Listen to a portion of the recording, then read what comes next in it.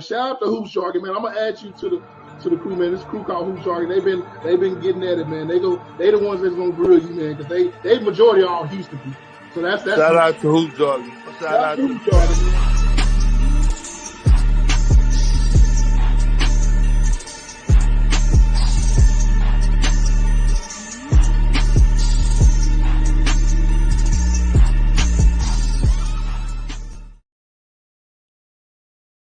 Shout out to Hoop Jargon, man. You know what time it is, man. We out here doing, the lowest work out here covering the Ball brothers, man. And this is gonna be a special show because I'm gonna bring in an up and coming YouTuber, man, young, passionate brother who y'all need to follow, man. And before I do that, man, hit the like on the stream. Do that, share the stream. Subscribe if you've not done so already.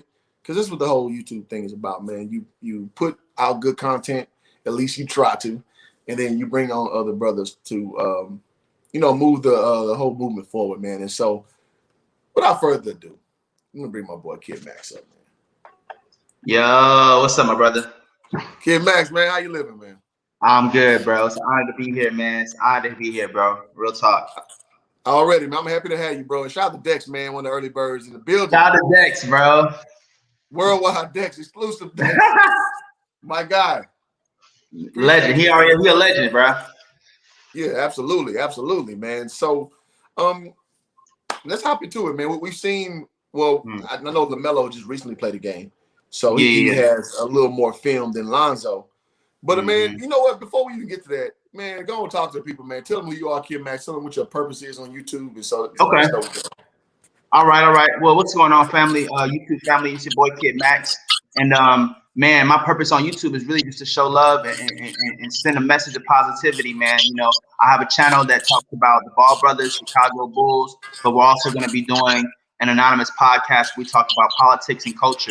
And, my channel is just to give a different perspective, a more intuitive perspective. It's not necessarily about the 3D. But, the 3D matters, but it's about the multidimensional perspective. And I just try to bring that the best I can as objective as possible. You know what I'm saying? No, I like that, man. And so when you say 3D, I think I know what you're talking about, but I want to ask questions for clarity. What do you mean by 3D? Yeah. Well, I was just saying, like superficial. Like I'm not on here for money. I can't wait. I'm looking forward to getting monetized eventually. But I'm really not here for money. It's really more so like for history purposes. Like the whole thing that even inspired me to kind of make this a priority in a sense was the Ball family and seeing how fast it was growing. People like yourself and myself being a part of it so early and seeing it. And I just decided, it was really just like I need to get on it now and let people know my perspective before the world really just acts like they never shit on the family. Because it's about to get like that's real talk. And that's the same thing that got me to the space, and fortunately got me to be able to hang out with LeVar. Wow, yeah.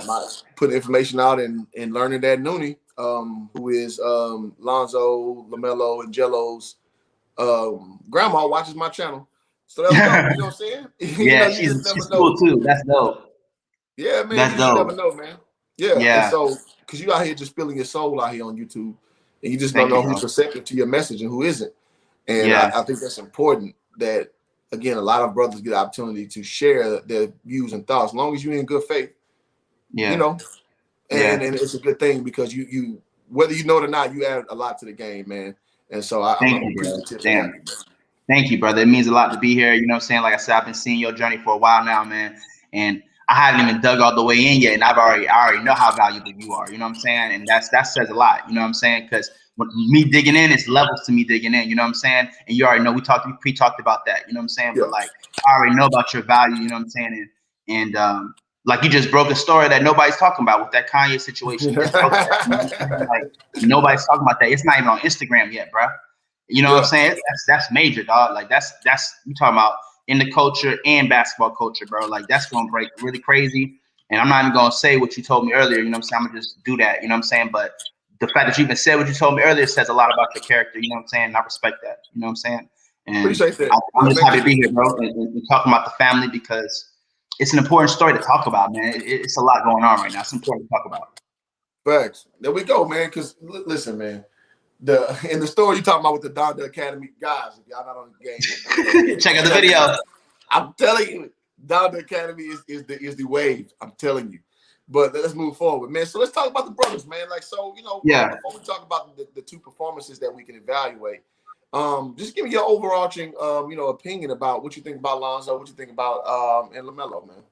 Yeah, man. I mean, obviously, bro, you already know. Like, I'm already been a supporter since day one. So it's like everything I'm seeing, I feel like you know what I feel, bro? The best way I can define this is like, in my own words, is I feel like it's one of those situations where people like us that have been watching this show since Chino Hills, it's kind of like we're hyped, but we're not even as hyped as we're gonna be when the season really starts. Because right now, like, it's kind of like, you know how you just kind of it's almost like it's happening beyond basketball too. Like, a lot of people are, this energy of just feeling like success is right around the corner, and feeling like it just takes, the right nudge to get to that higher level that you want to be at. And that's how I feel when I look at Lonzo and Lamelo, you know what I'm saying? Because they, right now, Lamelo, he has an advantage right now over Lonzo for years, just based off the fact that he's with the same team that he was with last year. But the difference is that this year it's pretty much it's a league known thing that he's going to be a primary focus, right? Like, that's a big deal when it comes to team organizations and processing, and of course they're losing the Memphis game right now because they have some things they have to still adjust in, because, one of the things that's different about their games, they have, Lamelo and Lonzo have very similar games, but one thing that's different is that Lamelo is automatically kind of made to be the offensive focus. So what it ends up doing is it does derail his playmaking ability to a degree, because he's such an offensive focus that it's kind of like he's adjusting still, because we got to remember, like, Lamelo, he wasn't always playing the one. He started playing the one once Lonzo and Dip. You know what I'm saying? And he was playing the two for a long time, but that's why he's going to be so versatile, because he does know how to play both positions. And now that he's in the league, once he gets into that Zach LaVine, Paul George body, he's definitely going to be playing the small forward position a lot more. But it's not going to be as consistent like it is right now, depending on the matchups, But yeah, bro, like, it's just and then, like, Lonzo's game is different because I feel like Lonzo doesn't really focus on his offense until the third and fourth quarters. And that's going to be what people don't understand, the difference between them. And that's why I think, overall, the Chicago Bulls have a bigger chance of going further this year, just because I think the Hornets are going to go through some growing pains with Lamelo, because they're going to have to still account for the fact that him being a primary scorer for them is going to, like, kind of take away from his playmaking just a tad bit. In my opinion, again, I'm not saying he's not going to be doing what he's always been doing and giving great dimes and stuff like that. And I believe he's going to, like if you look at the stat lines, bro, did you look at the stat? It's like they basically play him and Lonzo basically played the same game, but he just scored more. But people, that's it. They literally played the same game, bro. Like, but he just scored when he got 15, 8, and 6 or something like that. And Lonzo got 5, 8, and 8 or something like that. 5, 5, and something like that. They pretty much have the same stat line. And if people were to look at that, like normal people that look at Lonzo Ball and don't understand what we see, they will say, "Oh, LaMelo's better." See, so we told you. But what they keep forgetting is that those 5 points are just based on Lonzo prioritizing the team over him that night. Period. Right? Yep. And then the team's still gelling. You know what I'm saying? And he's gonna get. We saw a little bit of it. We saw a couple doses of it, where he got some trash buckets and stuff like that. Lonzo's gonna be doing that. That's what Lonzo's gonna be doing. He's gonna be that guy that is always there, even when we don't expect him to be there. That's where his transcendence shines, right? And that takes a full season to see that, but we're gonna see it before the full season, definitely. But I just want to, that's pretty much my thought. I think that Lonzo had a great game, considering that, that's that entire team's first time being together, and they looked transcendent that first night. Of course, it was against the Cleveland Cavaliers, so it's no big deal, quote unquote. But to me, it's still a big deal because, hey, bro, you saw that dunk that Zach LaVine missed? Yes, I did. Yes. Okay, you know why I think he missed that dunk? Why's that? I think because he was thinking about alley-oop into Zoe. You see what I'm saying? Because Zoe was right there. You feel me? You see what I'm saying? And you know, Zach LaVine I already seen Zach LaVine's mentality as far as like him trying to get into his pass. He's gonna be passing unselfish because he gave a couple passes, extra passes to DeMar when he didn't have to, right? But that play where he almost flopped the dunk and then Zoe had his back. I think it was because he was literally thinking about passing it to Zoe for the alley-oop, but he was just in his zone because Zach was starting to snap. You know what I'm saying? And he decided to take it up. Let me say this, and that's a good observation because these are because things they're gonna be doing that all game. Yeah, so that's what in the sports world, that's how you build continuity. Continuity is having repetitions where you understand the tendencies of your player, you understand KYP, know your personnel. Those are things that get hashed out, and that's why the preseason exists, and that's why a lot of people are kind of going crazy with the prognostications about preseason games. But these are basically controlled scrimmages at the highest level. So now you're seeing exactly, okay, I know in this situation he like it like this. Against this type of competition, against a slower team, he like it like this. And this is where you form things that are going to substantiate a winning product during the season. And this is what I love because it's ugly right now. You're going to see ugly shit right now, but people will figure each other out. And I love your comment too, saying that Zoe and Melo played this pretty much the same game. It's just that LaMelo had more offense. And the reason why, ladies and gentlemen out there listening, because his role has to be bigger because why? His team is worse. His team is worse, so he has to do more. Now, I will say this too, not to sell him short. They're not as packed, right? Yeah, LaMelo just has more of a creative mind than Zoe. Zoe's more calculated. He's more of the drill sergeant type. LaMelo's more the lieutenant going out there and getting shit done. And that's just who they are. You know what I'm saying? And that's real. So, yeah, I love that comment because that is literally what you're watching, and it's pretty much an offshoot of the same training, but they got different approaches. Exactly. Because of their roles that they were born into. I mean, for crying out loud, Lonzo's the older brother. He's the leader of the family. You know what I'm saying? That comes with that comes with a lot of there's a reason why he stole it, for crying out loud. How many beatings did he get for his brothers? You know what I'm saying? How many times did he get the fall? Did he take the fall when they were playing bad early in the years, bro? You know what I'm saying? When he was being developed by LeVar, you know.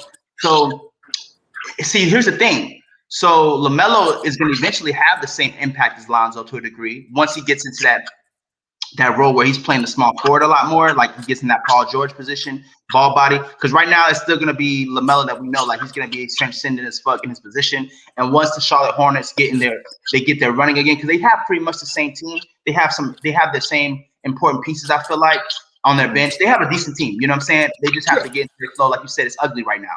You know what I'm saying?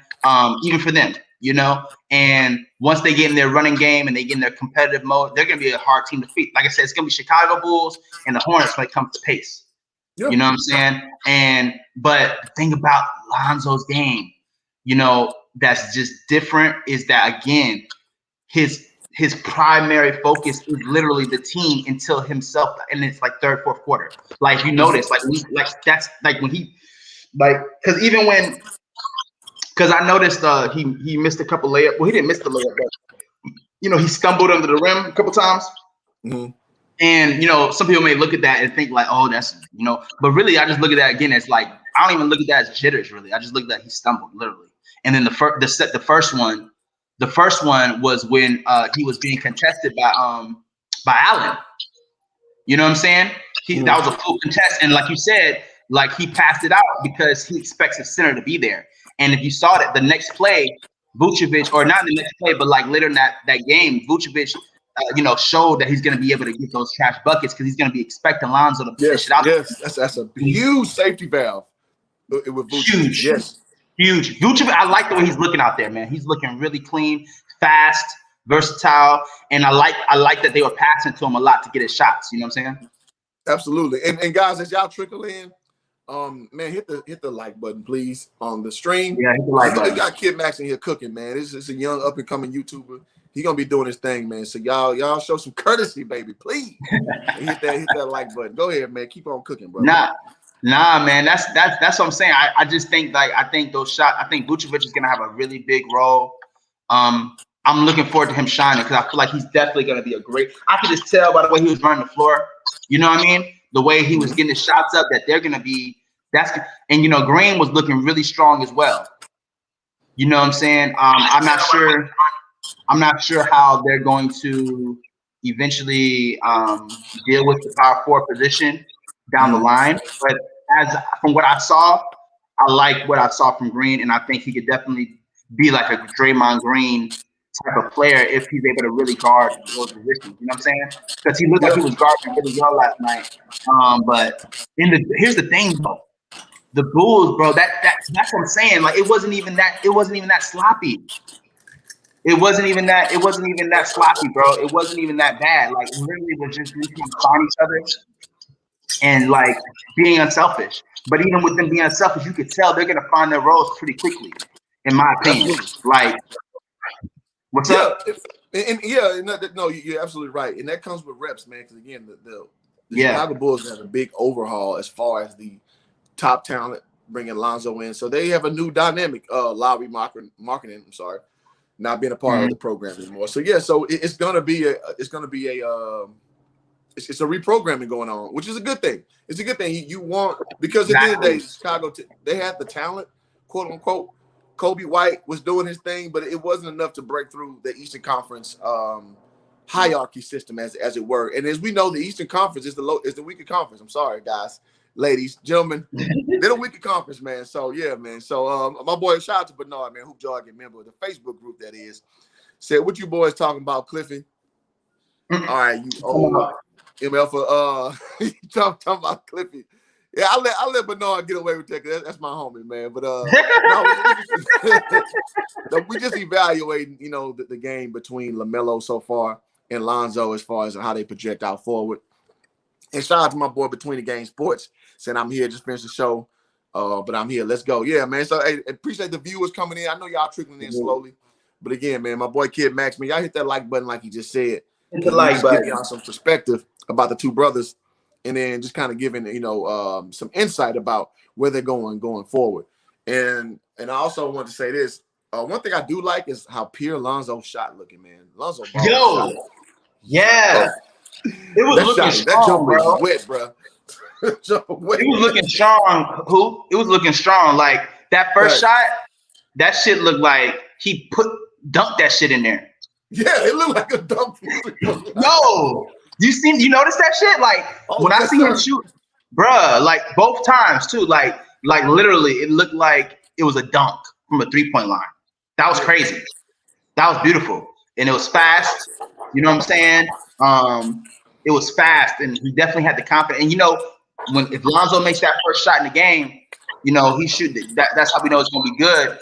But this season is going to be different because it's not even going to matter if he has to make the first shot in the game. Because see, we had to judge him off of so many different things last year and these other years because of so much that was going on with his team, right? So we had to judge based off of is he gonna shoot? Is he shooting confident? Okay, he's not gonna let the coach get to him today. You know what I'm saying? That's how we had to judge Zoe's games in the past. This year we're not gonna have to do that. We're gonna be able to see him. We're gonna be able to sit back because, like I said, there are gonna be games where they may need an adjustment when they play in these bigger teams. It's gonna happen. You know, it's gonna happen. But what's not gonna happen is him not bouncing back. He's definitely gonna bounce back. And again, I'm not even talking about like in the sense of like just playing horrible. I'm just talking about from a sense of like still, because even though, like you said, preseason is for getting out the jitters and stuff like that, there's still more jitters to get out once the season really starts. You know what I mean? Absolutely. It's a whole other gear. It's a whole other gear. Absolutely. It's a whole other year, exactly. You know, and it becomes this moment where the first 10 games are really the adjustment games in my mind. That's how I look at it. Those are the real adjustments. Like, you know what I mean? Like, what do we really got to do now? You know what I mean? And so that's when we're going to see Lonzo's real shine come out. Because again, because we were just so attached to seeing LaMelo being the primary offensive scorer, it's kind of like It's actually interesting because on one dynamic, right? Because LaMelo is focused on as being more of a scorer, people overlook his passing just a little bit. I think he got a lot of credit for his passing because he had flashy passes last year, and because of the energy that Lonzo didn't get. People don't want to hear this, but LaMelo got a little bit more credit because of the credit that Lonzo never got, that he should have got. This is just period. You know what I'm saying? Praise by comparison. Praise by comparison. Right. And I don't want to even say credit as if he didn't deserve it, but let's just say spotlight. Right? Yeah. Things that he does that they saw he was doing that they decided to add to say that was a part of his bigger game, right? Because Lonzo had his defense was there the first year, and his passing was there the first year, and he was scoring in the clutch. He just wasn't scoring consistently under the rim. That's it. But he was scoring. He was scoring in the clutch with the Lakers, bro. Everybody remembers that. That's why the team was following him. Yes, he was missing layups here and there, but he was in the clutch. He would make plays in the clutch. Hey, you cooking, kid. And I'm gonna stop you, man. Yo, Go ahead, bro. Hit the like on the damn stream, man. I'm telling you, man, we bringing that heat because kid is giving y'all real history right now. My man got the young fervor, man, and so I want y'all to get hit on top of the head with this because these are the things that people in the moment were not giving credit for Lonzo because he had to take the lumps. He had the misfortune to be the first one. So when you're the first one and your game ain't perfect, people gonna chop you up like a Ginsu knife. You feel me? And shout out to Rep God, man. Always showing love to the channel, man. Rep God says Zoe played defense like he was D1. Yes. And one of the things they said that Lonzo Ball was weak at was defense. Before he got crazy. Because De'Aaron Fox hit him for 44. In the whole year, the whole year, the whole year, like I didn't even realize how good he was at defense, bro. During the Lakers. That's how polarizing that season was. But we still caught more than most people because we were trying to pay attention objectively. A lot of us got caught up in it too. Like the best example I can say that when the ball support team or the ball network like us that have been supporting them since the beginning. The one thing I can say, the one time we were biased, this is only one time, because this is how I know we were caught up in it too, just a little bit, but we stayed objective. But there's one moment, and you may remember this, you may have been around, I think you were around during this time, but we just didn't know each other and the other channels weren't up. But there was a brother named Barbershop Talks. Did you ever hear that show, Barbershop Talks? Or I have. Yeah. Okay, so he had a show, and basically what happened was it was him and AB. Him and AB the Hero were like the first ones to really start. Shout out to AB the Hero, man. Shout out to AB. Shout out to AB the Hero, legend, you know what I'm saying? And basically it was just like what ended up happening was, bro, Barbershop Talks ended up reaching out to the Ball family estate and shit. And he ended up reaching out to Allen, right? And there was this whole dilemma where apparently, he didn't think Allen was professional, right? And he had his reasons and stuff like that, but it came out he put that video out during a time when the Ball family was receiving so much heat already. And I think a lot of the support scene, we just felt like we felt like that would have been bad press, and a lot of people kind of ignored what he was saying, and not completely because I didn't ignore it, right? I acknowledged his video and I said, okay, wow, that's crazy. But I did kind of think maybe he was just getting a little emotional, right? But come to find out, he may have been he was obviously speaking on some really real points. And that's the only time I can ever say that the Ball support network or whatever, Ball family support team or whatever you want to call us, whatever. Like, I think that's the only time I can say that we kind of were divided in a way that was based off of bias, because we just didn't want it to be true, because we didn't want it to damage what was happening. Yeah, bro, because if you was around there, everything we were doing was important, bro. We was on the front lines, and like it was unbelievable, like how much they were getting shut down. Like anybody that was really there knows that they were definitely being blackballed. Like I'm not gonna act like LeVar Ball may have not had a hand in it in regards to behind the scenes, not in front of the camera. In front of the camera, I don't really have anything wrong with what LeVar said. I think a couple comments he made about players, like the Kyrie comment was a little aggressive. I don't think he was meaning it in a malicious way. I think it was just so strong that the media was able to just spin it. The one about him joining, which one about Kyrie? You speaking about when he talked about Kyrie's dad or something like that. Got you. Yeah. You know what I'm saying? I would say this, man. As a person who hung around LeVar for a day and some change, LeVar Ball says what the fuck he means. And he means what the fuck he says. And it's not from a malicious standpoint. It's from an honest standpoint. It's from what he honestly thinks about something and he says it. And it's not, again, and it's not for the faint of heart. because LeVar doesn't. Dog, I've watched him be around his father, Big Yank, and Big Yank's wife. I seen him be around Tina's Noonie and Big Bobby. I seen him around some Afghani dude he does because LeVar got he got some tires that are coming out. LeVar he about to fuck the game up. And I'm proud of him, man. He's been grinding behind the scenes heavy. I'm proud of him for keep going. He grinding, bro. One thing, my bad, bro. Did you see that post? Did you see that post by Lonzo a couple days ago? I didn't see it. What happened? It was a post where he posted Jello and the BBB shit. No, what did he do? It was just you know that picture that's going around with Jello and the Greatness BBB shirt. Oh yeah. Lonzo posted that shit first. You know what I'm saying? Or I noticed, or after Ball Facts or whatever. But that's not to cut you off, bro. My bad. But like when I see, and that was the thing is though, he posted that before the game. Mm. You see, I noticed. I think about shit like that. Like Lonzo posted the Jello BBB shirt picture before the Bulls versus Cavs game, bro. I remember that shit. Or right afterwards. It was one of the two. But I think it was before the game. Okay, the day before the game. You know what I'm saying? Or something like that. And go ahead, bro. Shit like that, bro, makes me, like I said, not to get off topic and cut your train of thought off, but when I and of course he's supporting his brother. Of course, there's probably internal things where they're trying to support him because Jello probably is feeling it a little bit, even though we don't know what's going on completely behind the scenes. And I do think there's a lot more that Jello has going on than we think. And I think we're gonna find out once the season starts what's really going on with him. It may be a situation where he might just pop up. You know what I'm saying? He might just pop up. You know what I'm saying? Real shit. Like a lot of people may not like the way that sounds, but I'm just going off my intuition. You know what I'm saying? Like he might just pop up, bro. Like real shit. Like real talk. We might just get the news and then like he got a 10-day and then he's on a random team that we didn't expect type shit. You know what I'm saying? Like that's how it can happen. You know what I mean? Like and then all of a sudden it can, bro. Because here's the thing. Because he has the talent, and I put this out. I tweeted this probably about a month ago that he has the intangibles to be an asset to an NBA team. And we can go ahead and cut short that bullshit that LiAngelo Ball isn't an NBA level player. I think we've proven that. Now and then I always say the same thing. In what capacity, I can't say. Because the NBA, y'all gotta understand, man, the NBA is the best of the best. And if you never played an NBA player or that level, I played about a good 12 in my life. Dog, it's a whole nother world playing against an NBA player. I'm telling you. Right. And from a dude, I played Division I. Y'all know my story if you've been following my channel long enough. It's one thing from a good D1 player, for a good high school player, from an NBA guy. It is another freaking world. It's another freaking world.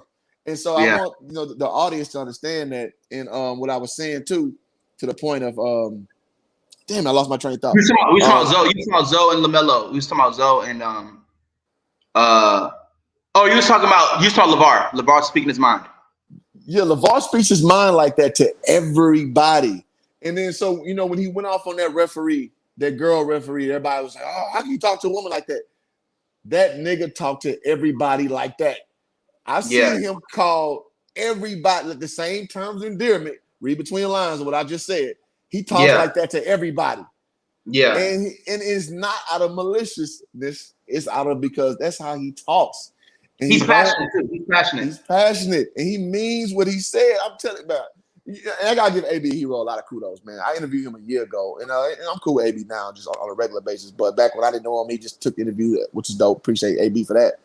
I asked him like, yeah, man, straight up. And I asked him like, bro, is LeVar like different off camera? Is he just kind of being more of a promoter? AB's like, nah, bro, he like that all the time. I just couldn't. I take him for his word because AB. Who else would know but AB? Yeah, and when I got a chance to hang with LeVar, I was like, okay, I see exactly what AB you're talking about.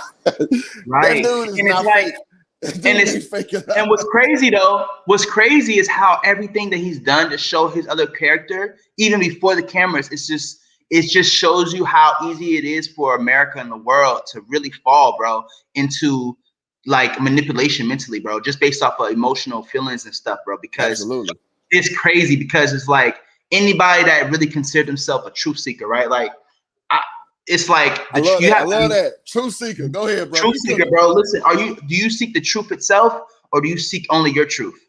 That's a hard question for all of us every day in every moment. Do you seek the truth itself, or do you seek only your truth? It's like a question that we have to ask ourselves every day, bro. Real talk. Like whether it's one-on-one with God, you know what I'm saying, or whether you're with your family in the dealing with the situation, or you're dealing with a personal situation, like whatever it is. Hold on. I'm gonna stop you, man. Go ahead, boy. Sub to Go my ahead, bro. boy KiddMaxx, man. Youngin. How old are you, KiddMaxx? Oh, yes, bro. Yes. You can't see me. Usually it's easier if you can see me. I would guess 20. I'm 29, bro. 29. Still, you young to me. I'm 37. Yeah, so bro. I might be 38 next. Bro, this man. Okay, yeah, you young. Hey, I'm trying to get to you. Where you at, big dog? Don't even listen, bro. No. Because like 29 means I'm just starting my second cycle. We all babies, absolutely. Bro. Like the world got us used to judging our lives based on age. So the age thing, and then we judge we judge that every year, and we already indoctrinate into anxiety. So we just overanalyze what our age actually means, but it's really cycles. That's how I look at it. That's what helped me get over my age and because we were raised in a society where it's a rat race, and then none of us even had the tools to even compete for real. When in reality, we already have the tools in our spirits and our minds, but the conditions around society were taken away for us to create with our minds, bro. You see what I'm saying? Like that's the real shit. And let me stop you. I'm gonna stop you because you get. Hey, let me stop you because you be getting cooking. And I want to give context to your words because your words. Go ahead, dog. That's the same thing. Now, again, I give Kanye West a lot of shit because he's an emotional, fractured guy. But that same spirit that makes him emotionally inept, he is very, very high on the creativity standpoint. So that's why I'm covering this Donda situation, Academy situation so hard. You got that one, boy. I'm happy for you, bro, because that's really historic. Because I know, not to cut you off, you won't forget, because Donda, Kanye, bro. Remember when Kanye did the whole? He's built the whole. He's building a whole factory. He's been building a whole landmass in Wyoming. Mm-hmm. And I wouldn't be surprised. Just to add to your, I did watch the first one. I have to watch the second one. But just to add to your report about Donda and everything, I wouldn't be surprised if he plans on, even though he did get an already established school, you know what I'm saying? I wouldn't be surprised if Kanye's building courts in that area. You know what I'm saying? Yes, come on, man. Bro, Kanye thinks many levels ahead. And the problem is he's just a scatterbrain. And so the respect he probably wants in certain boardrooms, he won't get because he's aloof.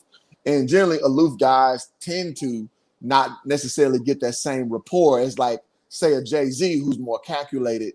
He's more like, he has decorum at a higher level. However, I don't dismiss the fact that Kanye, dog, y'all got to understand this in the layman's streets.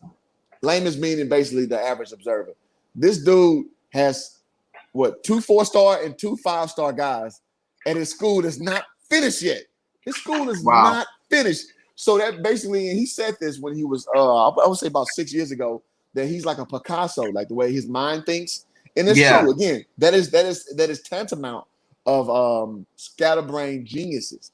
Me on a lower level, I'm like that too, man. I'll focus real hard on one thing and I'll forget it in the next day.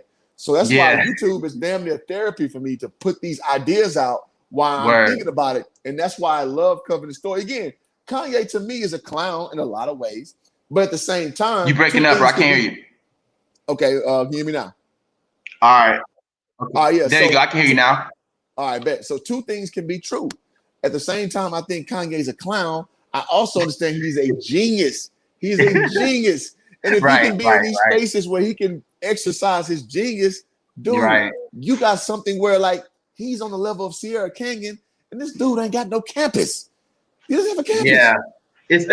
Yeah, Go ahead. It's literally it's a beautiful reflection of influence being built into something for others. You know what I'm saying? Like, absolutely. And again, what LeVar was never given credit for. You know what I'm saying? Like, but it's okay because his children are gonna be his credit. You know what I mean? And we're gonna see. You know what I'm looking forward to, kind of take it to a little side note. I'm looking forward to seeing LeVar in the games again, bro. Like, I can't wait. I can't wait to see that moment where they actually, like, where Lonzo's winning, they're winning the game, or LaMelo's winning the game or something, and then they finally just give LeVar the credit when he's in the stands. That moment. You know what I'm saying? Where they actually just, you know what I'm talking about? Because they've given it to him a little bit, like last year when LaMelo got in the league, they kind of gave LeVar a little bit credit, but it was still like, you can feel the resistance still, just a little bit. It's fake love. It's fake love. Just a little bit, you know what I mean? But this year, I feel like it's just going to be so potent, you know, when we're going to see Lonzo diving on the floor, playing hard with Zach LaVine. I mean, they look. I'm excited about the Bulls, man. Absolutely. The Hornets. I'm excited about the Hornets because of LaMelo. I like Terry. I'm happy for Terry. I'm happy for Miles Bridges. Like I said, I like their team. You know what I'm saying? I think they're going to be highly competitive, and I think when they play the Bulls, you know, they're going to play up, obviously, and I think it's going to be one of those matchups to see. That's why they're hyping it up already. Did you see that new commercial, the NBA commercial with LeBron and LaMelo and the Chicago? I don't watch no TV, so yeah, you put me on. I didn't see it on TV either, but I saw it on. It was on Instagram. I kind of caught it. It hasn't really trended yet completely. Like a couple people know about it, I think, because it is on TV only. But I got lucky to kind of catch it, a glimpse of it on Instagram. And there was this commercial. It's like an NBA neighborhood commercial, like 2K kind of thing. But it's like all the NBA players. LeBron was in there. Michael B. Jordan was in there. And then they had like Trae Young and LaMelo was in there. But here's the thing about what LaMelo was playing, like an arcade game, right? And on the arcade game, right next to him was the Chicago Bulls mascot, right? And in the game, it says Charlotte versus Chicago. So, you know, they're already hyping up that matchup. Oh, yeah. You see what I'm saying? And so it's just like, man, I just can't wait till LeVar gets that real credit, bro. Like, it's going to be beautiful to see. You know what's going to be beautiful? Just to take it to another kind of random topic. Not random, but like, it's going to be really beautiful to see LeVar and Tina in that stands together, man. Like, I cannot wait for Tina to get healed again, because once she gets healed again, bro, it's a wrap for these niggas, bro. It's a wrap for niggas, bro. They're not going to be able to say shit. She's going to be talking her ass, so I can't wait. Go ahead, man, bro. And let me say this, and I got a chance to, man, I hate that my camera did not get audio. I interviewed Tina. We was out on the balcony. Tina and shout out to Big Baller, DeJuan. He was like, he always was lamenting how much a shit talker she was, you know, for her stroke or what have you. Yeah. And Tina got that. She has that. You can tell she pulls the words from her trying to, like, you know, say what she means.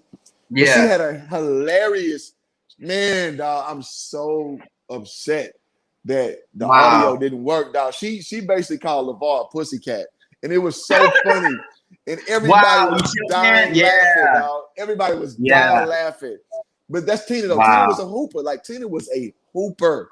Yeah. And yeah, you absolutely right, man. When she gets better, man, it's gonna be good to hear her perspective, because we all we've been hearing is most of the VAR, Allen at one point. But to hear Tina, like, Tina was a big part of what they are of today as well. Huge part. Huge part.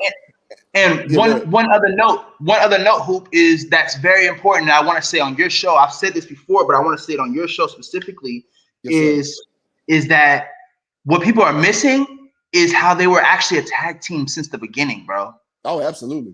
And had Tina not gotten her stroke, everything happens for a reason. That might sound harsh, but I'm saying that with the best intentions. You know what I'm saying? Because she's gonna heal. She's already healing, and I'm saying that she's come a long way. Absolutely. Yeah. She's come a very long way. You know, but you know, they had to get some of those weeds out the grass. You know what I'm saying? They had to get, you know, it's a lot of things that sometimes we don't know why it happens. You know, it's not a logical reason. There's no logical reason, but it can definitely make you stronger. And I'm sure, you know, what she went through made the family stronger after they got through those challenges, you know what I'm saying? And they're still going through it, but they're going to make it through, you know what I'm saying? But one thing hold on. Before you get cooking, man, y'all hit that like button. I see y'all. Hit the like button, man. I see y'all in the building, man. Hit the like button, man, because me and KiddMaxx out here cooking, and you ain't getting this nowhere else. And I understand that LaMelo's playing right now, so I know that I'm drawing you away from that, and I really appreciate that.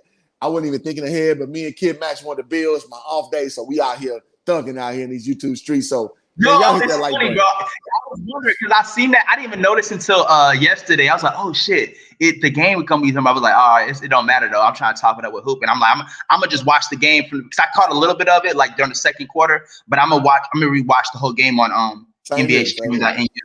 Yeah, because I'll be watching on the illegal streams, bro. Hey, man. Hey, it is what it is, bro. Hey, that's the culture, though. Shout out to the culture. You feel me? But look, I wanted to say this, though, bro. This is so important because this is a historic moment, like us being on here together and talking about the family before the season, all these different things. It's just so important because we don't know how fast she's going to heal this year. There could be a lot of things that happen. You know what I'm saying? Like, but even though they're obviously keeping her out the way right now while she's healing, and LeVar is staying out the way right now. I think we're going to see him a bit during the season, but not in the way that we're used to. Because Billy Donovan, I don't think he's going to be playing with Lonzo's emotions at all. Like, I just don't see it. Like, I don't think so either. I really feel good about it. Like I think they're gonna really even when Alex Caruso is playing dominant, they're not gonna do that type of move type of shit. You know what I'm saying? They're gonna let Alex Caruso play dominant when he plays dominant, but they're not gonna like, you know what I mean? They're gonna give Lonzo that stance to where it's like, even if you're not playing good and Alex is playing better than you, you're still a point guard. You know what I mean? Like how you know what I mean? He's never gotten that. But one thing I wanted to say, hold on before you digress. I'm sorry, I'm doing this because I gotta keep up the comments. But Noah says you up against a good ass Thursday football game too. I'm with y'all boys though. Thank you, man. And Bernard, an older man than me, man, and he know we've had a lot of contentious thoughts about the Ball family, but I appreciate you rocking with me, bro. I really, you understand? That's very important, bro. Because I'm a youngin, I hear rocking too, man. Go ahead, kid. I just want to accentuate that. Yeah. No. Speak on it, bro. I'm following your lead, big dog. But I just wanted to say this one thing for history purposes on your show, bro. Is that again we have to remember, like, if in my opinion, if Tina had never gotten her stroke, this narrative about LeVar would have never been able to last, man. Like it wouldn't have been able to last past the year, bro. Real shit. Real talk. Imagine, and let me sidebar. And I talked to LeVar about this. Imagine if Tina again was in her full health with that situation. Excuse me, with Joy Taylor and with the other Christine Leahy. Yeah. Imagine if Tina was just to be able to shut that shit down and it's done. Imagine if she's able to do that, bro. And you know she's feeling that. You know what I mean? Because that's her husband. Yeah, she's smart. Now Tina's smart as hell. It's just she just can't verbally articulate her thoughts. You know, right now how she wants to, and she gets very frustrated. But she is very smart. She's humorous, and it's like I just wonder if she was like all the way together, man. Yeah, because they have the same. They literally have this. They have the same personality. Pretty much. They do. They're a great match, man. They're a great match. When you saw that, when you look at those old videos, brother, you know what I mean? When you look at those old videos and you see them together, it's like, wow. And that's why I want to say also, like, I really think, like, when it comes to this whole Big Baller Brand situation and maybe the possibility of LeVar maybe putting a little too much pressure on the boys during that time because he was trying to get ahead of so much, it's possible that, Tina's absence, not absence, but her inability to be there vocally definitely made it harder for them to maintain that family unit when everything was going, when all that drama happened. Because I feel like, you know what I'm saying? And so that's why I still have hope for the brand. That's why I still have hope for them linking. Because I think Tina's situation really had a bigger impact. Quite frankly, it's a part of the 30 for 30 history. But look at this, like Lonzo Ball, like this started back in UCLA. That's how long it's been, 4 years, bro. And it's crazy because time flies. Because look, brother, my mom has arthritis. Right? My mom has arthritis, right?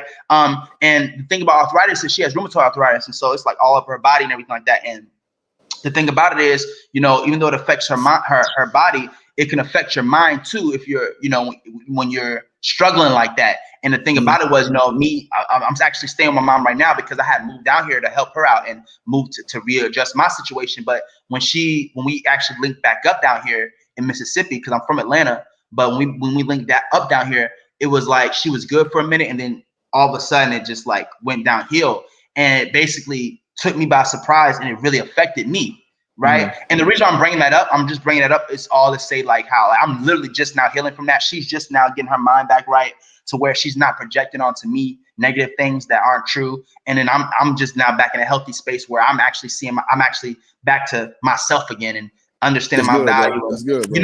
Good. God is good, man. But the reason why I bring that up is because it's been 3 years that we've been here, but it went so quick. Even though in being in it was not quick at all. It was like hell on earth. You know what I'm saying? But when you like looking in retrospect, it was these 3 years went so fast, right? So when you think about that in perspective to Tina, right, which is why I brought up my story. When you think about Tina and the boys and the family, it's the same thing. Like they were already building consistently, and then all of a sudden she got a stroke out of nowhere. And then it happened. It happened when Lonzo was playing in UCLA finals. Come on, man. This is history. That's rough. It's a history. This is history shit. Like we're talking about how their stories actually developed, and including LeVar.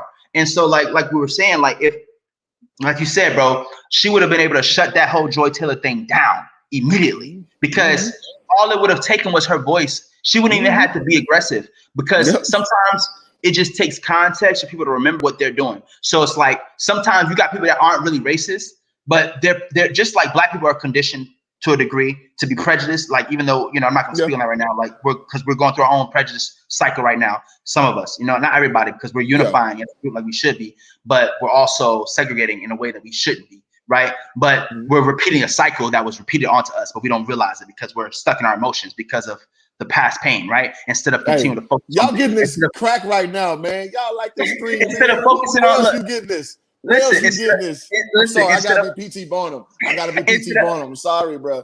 Instead of us focusing on what we should be focusing on, which is what we are focusing on it, but we're losing a little bit of it because we're getting it back into the segregation space, and it's like we're just repeating the cycle that was done to us. It's a condition, it's a programming, you know. But because our role as a black people is so significant, we have to go through this process right now. So it's inevitable. It's okay. You know what I mean? But the reason why I bring that up is because you have white people, right, that can be prejudiced and not know it, right? Because they too have conditioning that they're trying to break. Okay. And so when you think about the power that would have happened with LeVar Ball being there with Tina, it would have, like I said, it's going to cause a stir anyway. By the time she gets back, hopefully the boys have been fully accepted. So she's not going to have to even fight that much. They're just going to be paying her homage the whole time. And they're going to be just deflecting, saying, you know, Tina, this is what they're gonna be saying. Tina, oh my God, we're so glad that you're healed. You know, we love you. Your husband, he gave us some trouble, but you know, that's how they're gonna be talking. You know what I'm saying? Yeah. And you know, LeVar's just gonna be smiling and shit. And they're gonna, you know, everybody's gonna try to move forward with it, right? But Tina's presence, bro, her absence to that whole thing, I just think is bigger than people realize. And then it would have helped LeVar's narrative a bit because her absence affected his narrative, unfortunately, because she wasn't there for people to see how normal that was for him. Right? Because it's like, you know, people like seeing him talk. If people were seeing him talk and doing all his stuff and then her just sitting there, like the first thing people would have started to say at first was like, oh, see, look, LeVar probably overtalks her at home, blah, blah, blah. They would have been doing all that, right? But then eventually over time, once she started talking, when she would say what her opinion is and she would say things, people would start to realize like, oh shit, she really loves this man. Oh, well, they have this is their relationship. Oh, wow, like this is how they talk. Because we were already getting that in the beginning when they did the do you remember that ESPN special they did for Christmas? Yep, I do. That's a perfect example, bro. Like, and that's why I think it's definitely a lot more deeper than like, you know, ESPN just being all bad, or like I never think like one corporation is all bad or all good. It's definitely always a mix when it comes to this world. It's always a mix, man. And once you accept that, it's easier to maneuver in the world and accept who's who. You know what I'm saying? Because you won't be caught up and feeling like, oh, everybody's this or everybody's that. But sometimes it's just hard, you know? And I feel like the Ball family is working. Like for example, like LeVar, we supposed to be talking about Lamelo Lonzo. We talking about everything right now. LeVar, for example, a lot of people really don't want to give him credit for, and again, I understand it because it's based off what they're seeing on the outside, right? And we don't know. We don't really know. But we have to go off of more than one thing, right? And so, for example, when LeVar started the JBA, right? When he started the JBA and when he got the mansion, what was the first thing people were saying, bro?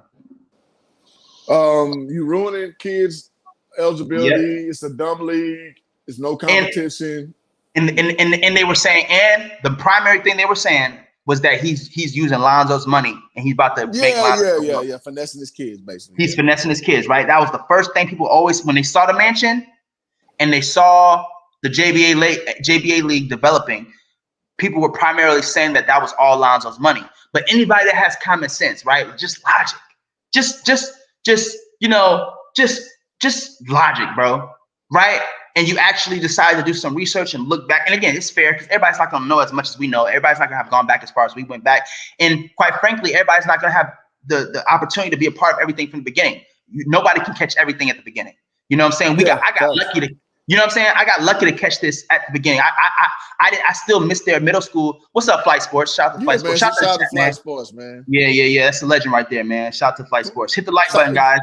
Flight from that dirty ass New York. Flight's a legend. He's dope. I'm so proud of Flight. You know how I feel about New York, but go ahead. I can't wait to go one day. But if Flight gonna open you, he gonna invite you. Yeah, we gonna all link up one day, man. We gonna link up. We gonna make it happen. We gonna make it happen. We gonna make it happen. But look, bro, this is what I'm trying to say, right? It's like, had Tina been there, bro, like, okay, like I said, Do you know how much I learned from seeing LeVar make the JBA? Niggas is slow, man. I'm sorry. Do you know how much I was able to learn from seeing him go through that process? Because I was able to pick up things from the scenes. Because see, what I realized was this: when he made the JBA, that's why people thought he was using Lonzo's money, because they just couldn't understand how he was connecting these dots, bro. And to be fair, Allen was definitely a big part of that. I agree. But see, I definitely give LeVar his credit as well, because he was a part of that. He was a part of the AAU circuit, right? Yeah. With the boys. And if you notice, that AAU circuit obviously has opportunities to create your own team. Mm-hmm. Okay. And not everybody takes advantage of that because they don't know how to take advantage of it. LeVar took advantage of it. That's the difference. They don't know how to connect those dots. And that's training, though. And training. Bro. Yeah.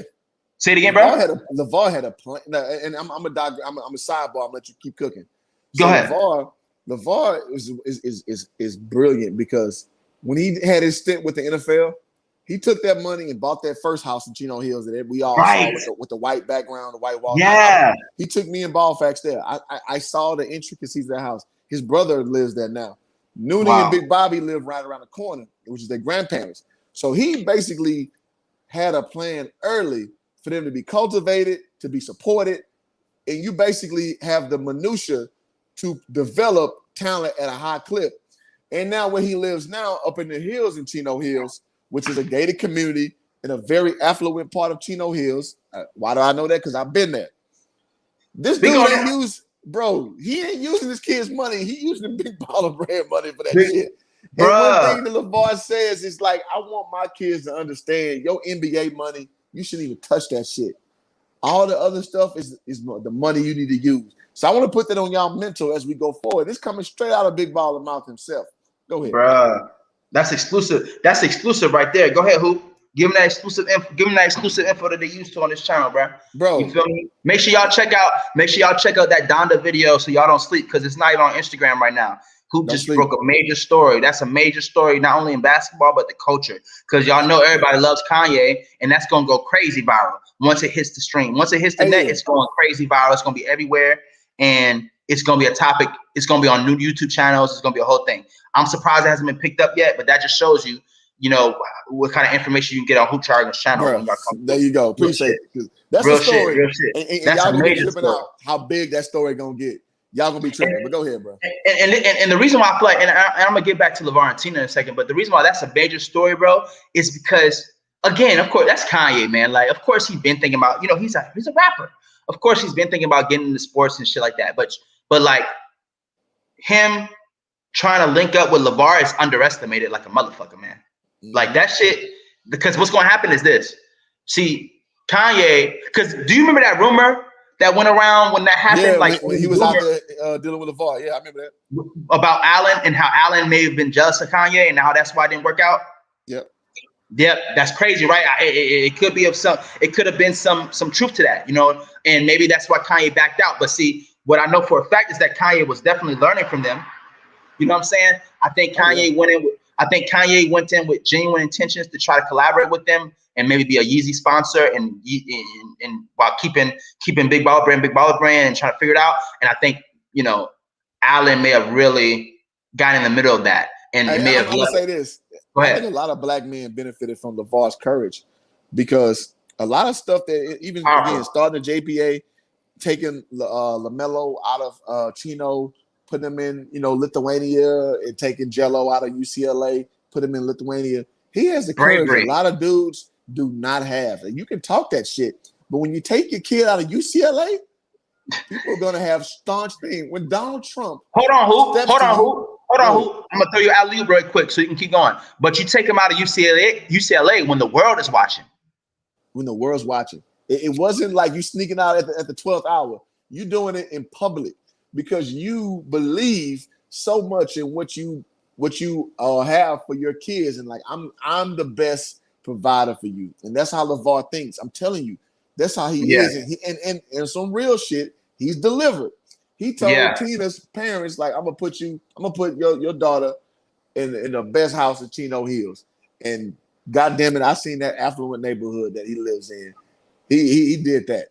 And he's building more on the property. So it's a story within a story about what his projection is, and people can call him crazy because he's an entertainer. Like LeVar is a fun-loving guy. That's just who he is. He said it verbatim. I've been a crowd pleaser my whole life. That's just who he is. So some people don't like crowd pleasers. Why? Because it's an indictment on their own personality. Because they are more docile. They don't like people who are aggressive and speak shit into existence. And that's who LeVar is.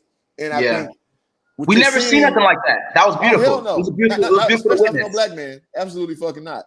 So what he presents is a counterbalance to what people are told to be.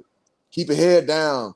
Look straight up. And do the straight and narrow. LeVar like, man, fuck that. Yeah. Yo, we doing this and you with me or you're not. I'm still gonna do it regardless. And to your point about the Alan Foster and Kanye thing, I would beg to contest that Kanye learned from creating his own, maybe in some capacity, from his interaction of observing LeVar. Because I'm sorry, because you can say all that shit. People can say all the shit they want to say. Yeah. About the G League doing that Future Stars program and blah blah blah blah blah. That was all inspired by JBA, man. That is inspired by JBA. And I'm gonna end it with this because they wasn't. Cook.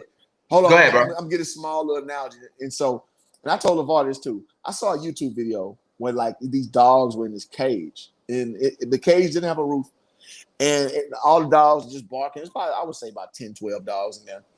And one little dog slowly climbed over the cage and got out. And in this cage, I would say, is about 10 feet tall, which is tall. Wow. And he slowly showed he could do it. After he did it, KiddMaxx, every dog, well, not all, most of them just went over. Went over. Because when somebody showed you it can be done, it is crazy how it takes the cap off your mind. And you don't have limits. That's powerful, man. That's powerful. Cool. I was about to get on that comment. The Rap God Reloaded, I wanted to speak on this. Rap God Reloaded said, those were white folks saying the JBA is a dumb idea, which in my opinion is coded racism and all of it. Okay. Even Jason Whitlock did that too, though. Jason Whitlock said it too. That's what I was about to say. Hold on. I'm not even going, fuck the mainstream people. I want to address the culture because it was not white folks talking about, it was not mainly white folks. I don't even think they had the fucking bravery. They didn't even have the nuts during that time because it was all Black empowerment when it comes to LeVar. A lot of white folks that were talking out were a little agitated. They were talking out on YouTube and stuff, but I'm saying they weren't it was a time where they were kind of getting quiet just because there was a lot going on around LeVar and the Black culture, right? But it was Black folks. It's very important to acknowledge this, man. This is so important, bro. It was Black people too that were ignoring that opportunity to watch those games, bro. Mm-hmm. Black people that were talking about the JBA as a failure because the fucking audience isn't full, and they were using that as an excuse because they said LeVar said it's gonna be packed, and so it's obvious. That's what they was doing. Like you said, Jason Whitlock, and I actually fuck with Jason Whitlock to a degree. I fuck with him too, but yeah. You know what I'm saying? Facts. Yeah, nobody's perfect, and I think about this too from perspective of journalism, right? Just like sports figures and just like figures like Kanye that grow up in the public, these journalists have to grow up in the public too. You know what I'm saying? So a lot of what they say gets taken and they can't move back on it, but they have to choose to move back on it and address it, or it'll never go away. But a lot of them, do grow too. I think Jason Whitlock has grown as well. Like they have to learn to see things too. But you know what I'm saying? But and I really like what's his name? Wiley, what's his name? Marcellus Wiley. Yeah, I really like Marcellus. You know what I'm saying? He obviously has a connection to the Ball family, so he can see it from a different angle, right? But it was just to speak to Rap God, bro, because it's the type of shit we can't do. We cannot deflect to white people all the time, bro. It was Black people that were largely a part of this, bro. I'm telling you, it was. I'm really, because the white people are gonna do what they always gonna do because they are in a program just like we're in a program trying to get out. Okay, because guess what? You saw white folks in that fucking audience. Okay, you saw white folks in that audience in that barely filled stands. I went to a game in Dallas. I did see white people in the stands. Just saying. You feel me? It's very important to acknowledge, bro. During that time, it literally was Black folk. And you know what? It's white people. You would think white people had no place in that place. And I saw them there. And I'll put pictures of, I like giving receipts. Yeah. I did see white people you think had white people, Hispanic people was there. Yeah. You know what I mean? It was a mixed crowd, bro. Yeah, that's facts, bro. It was a mixed crowd. And I just think it's important for us to acknowledge it so that we can see it when it's happening again. Because we don't know, because I really believe in my heart, bro, that BBB is coming back. I don't know how it's gonna come back. It is. And I'm talking about beyond Jello. It is. Beyond Jello. I'm talking about Lonzo and Lamelo. I don't know how it's gonna happen. I don't know when it's gonna happen. I give it a time. Before I stop thinking about it completely, I'm gonna say 3 years. Bro. Just because it's a family brand. LeVar broke down to me what the logo means with the bees that all look different. Right. Like, it's gonna happen. It's just with time, because the brothers, they basically need to go through life, and you go through life, you get pulled different ways, and you get different introspective perspectives. And it's okay. It's okay. You have to make okay. decisions. There you go. Yeah. And we're gonna cut it in a few bits because I gotta go eat. But bro, we're gonna do a part 2 because we got it's a lot of meat on this bone that we need to be addressed. And you cooking, bro. And I know this is a stream. I've been doing this for a minute. This is a stream that can go 3 hours. Hey man, I'm with you, bro. I'm here with you, bro. We can do a part 2. I'm down for it. No doubt about it. So I want you to give your closing thought to give them a little bit of meat, and we're gonna do this again in a few days. Okay. And we gonna man, I'm gonna give y'all a teaser. This is the first time I've done this because I understand KiddMax's spirit. This hey man, y'all subscribe to this man channel, bro. Because he got a lot to say. He has a lot of introspective perspective. And this is the dude you need to be listening to in this space, because he understands things from a superliminal and a subliminal level. And in this space, you know, you get a lot of bullshit. You get a lot of just low-hanging fruit, as I call it. And I try not to do that as much as I can. And I know you're not a low-hanging fruit thinker. And that's why I fuck with you. Even on your stream, it was me, you, the Pope, and some other nigga. But I was like, dog, and I was watching the Cowboys game. I was like, I listened to every word you said, bro. I had my earpiece in so I can hear it. Wow. Because I know your spirit, bro. So I want to let's give him that teaser. Man, give him something. Close it out, and we gonna do this again, bro. All right, say less. We're gonna link up behind the scenes. We're gonna get it popping. Just hit me up. You already know. All right. What you about to eat, man? What you about to eat? Man, I'm about to cook, man. I'm about to put some ribs on the grill, and my girl hungry. My girl gave me that look. She hungry, bro. So I just had some rib. I just had some steak burritos, man. That shit was good. Ah, damn, steak. Yes. I mean, that carne asada. Let's be all day, baby. It was like the small pieces, though. You know what I'm saying? It was good. Small is good, bro. Yeah. So yeah, man. So kid, man, we gonna do this. And I'm gonna try to get the Pope on too, man, because this is a crazy good subject. Man. And we gotta talk about it now because the season, that's what I'm saying. I'm glad we did this. Like I said, even if it's short, it doesn't matter because all this stuff matters. Like even you saying what you said, it matters to me, bro. You saying it because I just dealt with copyright thing, and that kind of got me down because I'm trying to do other podcasts on my show, but I'm not gonna let it stop me. You feel me? But so hearing you say that means a lot, bro. Keep working, bro. And we got to do this for history which is why I started my channel right now, because this year is the year once Lonzo and those Bulls because see, Lonzo's going to be throwing hella oops to DeRozan as well. I feel like DeRozan's going to be getting more oops than he's ever got in his career, bro. Just the whole team. They're going to be ooping each other. It's going to be oop city. I got a good because Caruso is going to be doing what he does, and Caruso is going to get a lot more shine this year, and we're going to see them try to probably compare when Lonzo has a bad game, they're going to try to say Caruso's better, blah blah blah blah blah. Yeah. But we're going to see over and over again Lonzo's value. Just see through all that bullshit. Just see through the bullshit. Yeah. Especially since that team trusts him, it's obvious that they trust in him. They're going to give him that confidence. Exactly. Like I said earlier in the stream, I think Zach LaVine missed that dunk because he was literally thinking about giving that ball back to Lonzo. You see what I'm saying? That's beautiful to think about because that's the type. Listen, man, it's not even about Lonzo having to play different. It's really just about him getting some more aggressive, plays in. That's all people want to see. You know what I'm saying? So once he's able to get his alley-oops dunking in and everything, people are gonna let go of him scoring. They're gonna let go of it because they're gonna understand his game at that point. And but between the game, he said that being assertive is the major key. So yeah, that's lock and step what you said. Go ahead, bro. Exactly, and that's the thing that I like is that. Even though he didn't get many layups this game, he didn't have to really get too many. I mean, I feel like he was assertive because he didn't shy away from it. You know what I'm saying? There were a couple of times where he made it, and he intentionally chose to drive. It wasn't that many because he didn't play the whole entire game. He played enough for us to see how they was gonna play together. But yeah, man, I mean, it's gonna be beautiful, man. It's gonna be beautiful to see. LaMelo's gonna be doing his thing as well. I think LaMelo's gonna be great and powerful. Like I said, LaMelo is going to reach his peak. He's going to reach his massive impact, the real 2K impact that we think LaMelo has. That he's going to already have right now. But the 2K level is gonna be when he gets into that Paul George, Zach LaVine body the next 2 years. Yeah, I love that. I love that prognostication. Yeah, when he gets into that Paul George, Zach LaVine ball body, because he's already there. He's already, you can see it. Once he gets that, Paul George to me is the best example of how long he's gonna be able to just get through niggas. He already plays that way. And then Zach LaVine is gonna be dunking on people. That's the thing, but that's what's gonna make that's when LaMelo comparisons versus Lonzo are gonna be really more authentic, because it's not gonna, because this year we're gonna see Lonzo dunking more than ever because he's gonna be getting alley-oops. Right? I don't think Lonzo's going to be dunking on people like LaMelo's going to be dunking on people. Lonzo's going to get a few dunks here and there on people every now and again because he's going to be more assertive than we've seen him be assertive before. But ultimately, that's what's going to make LaMelo's game be more favorable to people, just for the excitement factors, because he is going to be like he's going to be Paul George, bro. Zach LaVine dunking on people. It's like, coming, bro. Yeah, that's facts.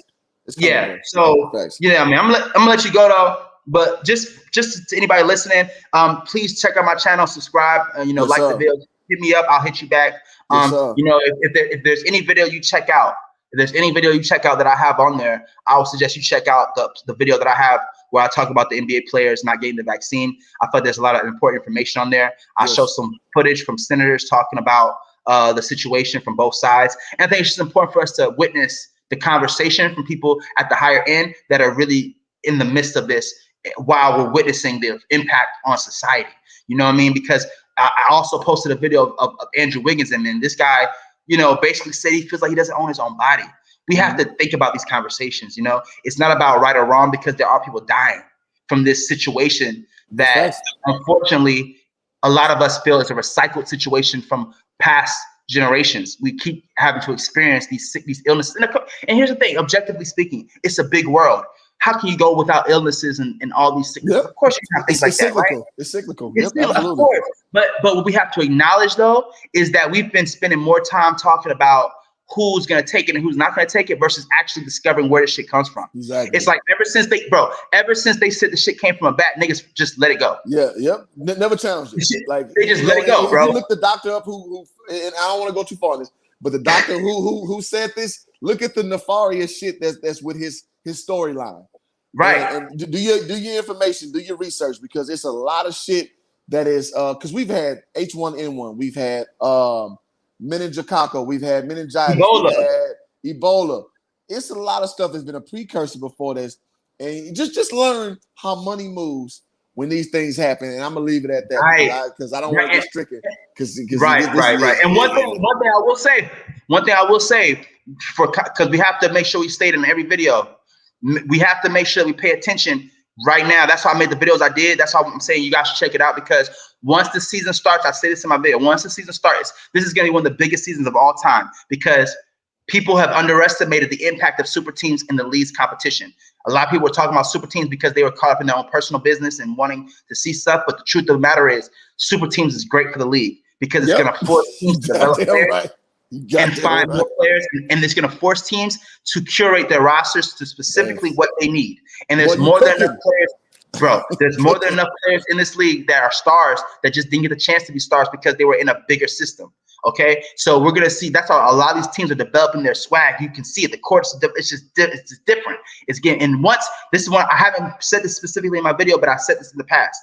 Once the Mikey Williams and LeBron and Bronny James generation gets into the league, that's when we're going to experience the biggest league of all time, because now we're going to be seeing Jason Tatum go against Kevin Durant, and we're going to be seeing Mikey Williams going against LaMelo Ball and Lonzo. Yep. That's when the league, and we're going to see Bronny James going against LeBron, or playing with his dad against Lonzo and the Bulls. That's when the league is going to reach its peak hype. So we have to get ready now, because this is a precursor to the potential. They rely on is, because remember what happened. Remember how coronavirus was introduced.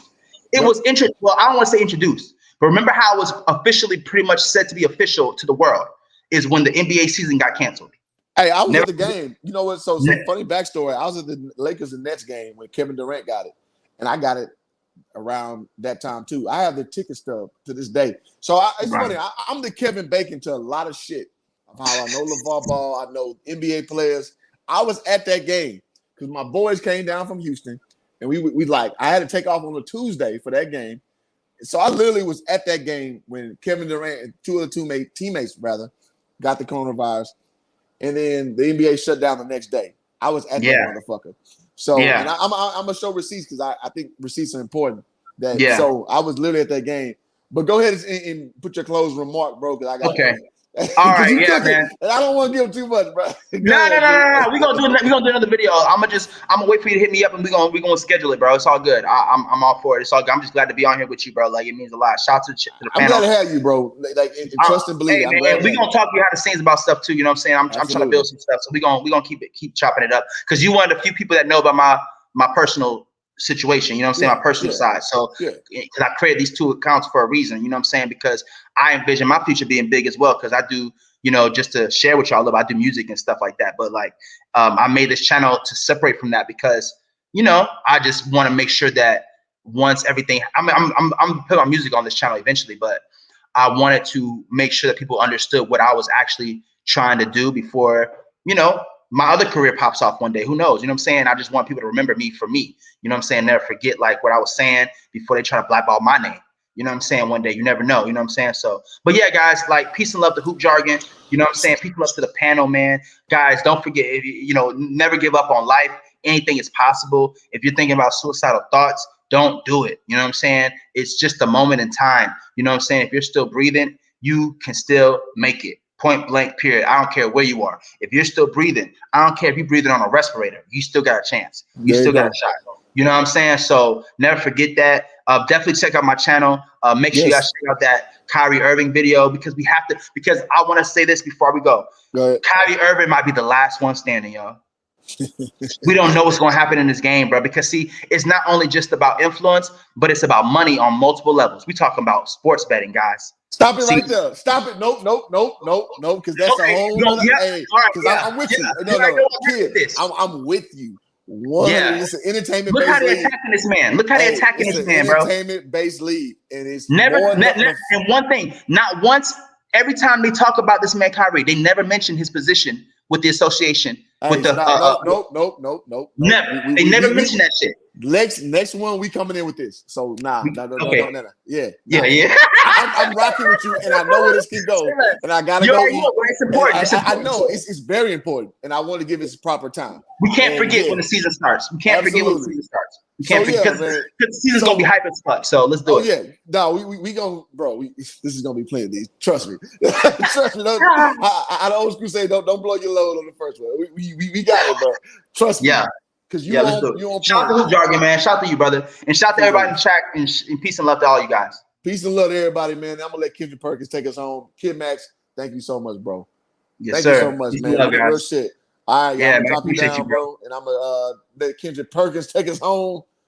Like Kendrick Perkins do best, I'm going to drop myself down.